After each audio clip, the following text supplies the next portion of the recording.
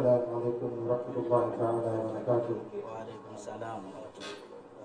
Ndugu zangu katika imani, kama ambavyo hivi punde shekhe wetu, kiongozi wetu Sheikh Uthman ametoka kutuarifisha barnamiji itakapokuwa. Sasa katika hili amenipa mimi jukumu la kumuomba ndugu yetu mmojawapo miongoni mwa wageni wetu siku ya leo aje kutusomea maneno machache miongoni mwa maneno mengi ya Allah subhanahu wa ta'ala. Hivi sasa nichukue fursa hii kwa heshima na taadhima kumuomba mgeni wetu huyu ambaye ametoka mbali, ametoka visiwa vya Zanzibari, na walillahi alhamdu mgeni wetu huyu al-Ustadh Mi'raj Nyange ni mtoto wa shekhe huyu.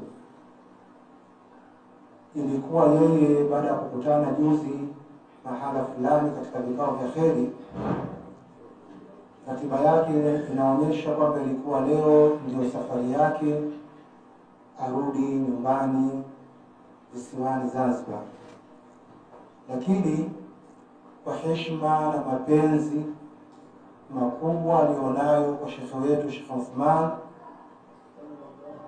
lakini pia katika kuungana na kheri hii iliyopo hapa kwa ajili ya kumbariki mtume wetu Muhammadin sallallahu alaihi wasallam, akasema mimi nitaakhirisha au nitasitisha walau kwa siku moja ili niungane na kikazi hicho cha kheri kitakachofanyika nyumbani kwake Sheikh Uthman.